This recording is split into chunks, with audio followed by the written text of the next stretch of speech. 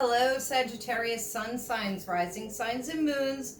This is your July Horoscope from me, Kim, at Expressions of the Universe. And let's just get to it. Save time, I've already pre shuffled. So, your animal totem for the month is Bobcat Spirit, and it says, Life is a mystery. So, I think that there could be a lot of things revealed this month, especially with the full moon in Capricorn with the lunar eclipse on July 4th and 5th. But this is also saying you don't need to know everything right now. Allow things to be a mystery. Don't look everything up on Google. Don't go searching. We know that the Sagittarians have an insatiable mind for learning and knowing things. Let things be a mystery for the time being. Now, when I was shuffling the tarot cards, the Hermit card came out. And if you look at the symbolism in this, there is an owl, and he's holding the key, flying up into the mountains. This is telling me that you need a time of introspection, retrospection, in order to gain knowledge. You have to go within. This could mean spending at least the rest of the Mercury retrograde up until July 12th by yourself, contemplating what the next move is, what are you doing.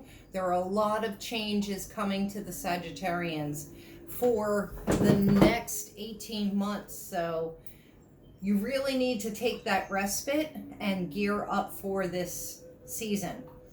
All right. So let's see what we have. The Sun, the 8th house, the 11th house, and Saturn. All right, so that full moon on July 4th and 5th with the lunar eclipse hits you in your home house of the 9th house. Expansion, your beliefs, higher education, learning things. So the learning that really goes with that Hermit card. Also, the sun is shining on that, and that is what is in the forefront. You want to know what is going to make you happy. You want to seek out the things that make you happy. In the second half of the month with the new moon, for the second time in Cancer, so it's a black moon, July 20th will be hitting you in your second house. This is your money, your values, your material things. So you're going to really want to pay attention at that point. And I'm going to keep having that little dingling go off because that's a confirmation, that ring, that bell that just went off. And I'm like, where is that coming from? But yeah, so you're trying to figure out, like this next phase of your life, what's truly going to make you happy. Now, the 8th house is endings and beginnings.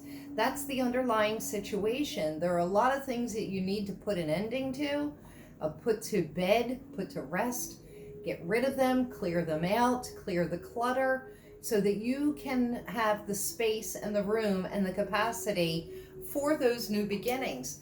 The next 18 months are going to be crazy, and there are going to be a lot of changes. You may not even recognize yourself 2 years from now. So, the topic of your friends, your social circle is coming up. This is saying that you have left it by the wayside possibly, and this is a good time to reevaluate your tribe, your social circle.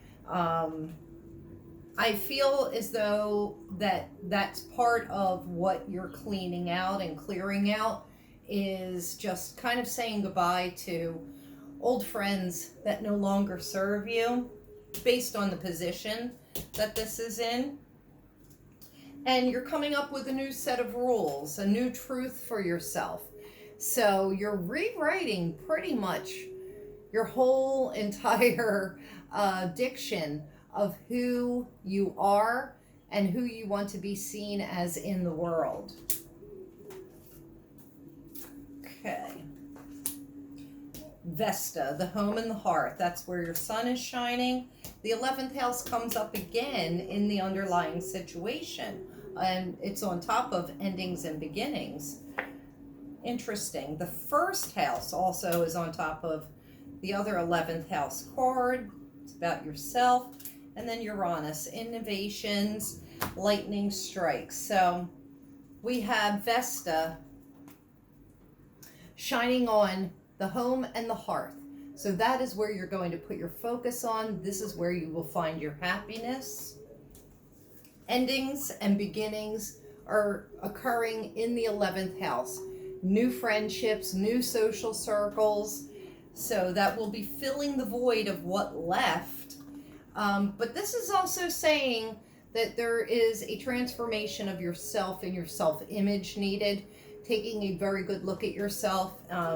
With it being on top of the friend card,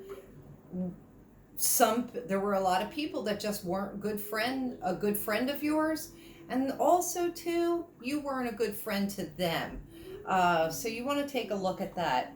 Now, where the new rules are being written, a bolt of lightning comes down and it strikes you with some brilliant new ideas, some brilliant new beliefs.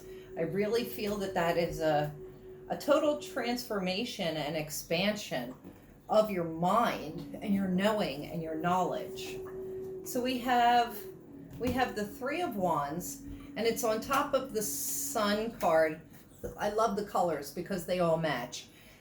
Your home and your hearth is on fire. There's new growth and new beginnings in the home and the hearth, the nest.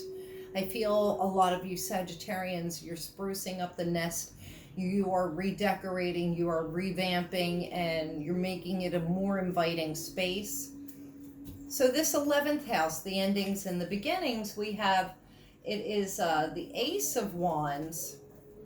So whatever has to go has been inhibiting your growth and your expansion. So there is definitely something that you've been holding on to way too long, or if you're mulling over a friendship that has ended, a relationship that has ended, I say don't worry about it because it was really preventing you from being who you should be.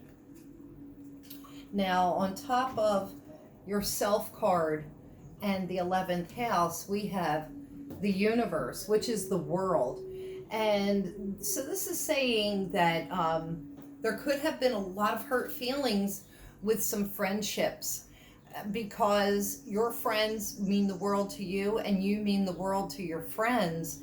And so I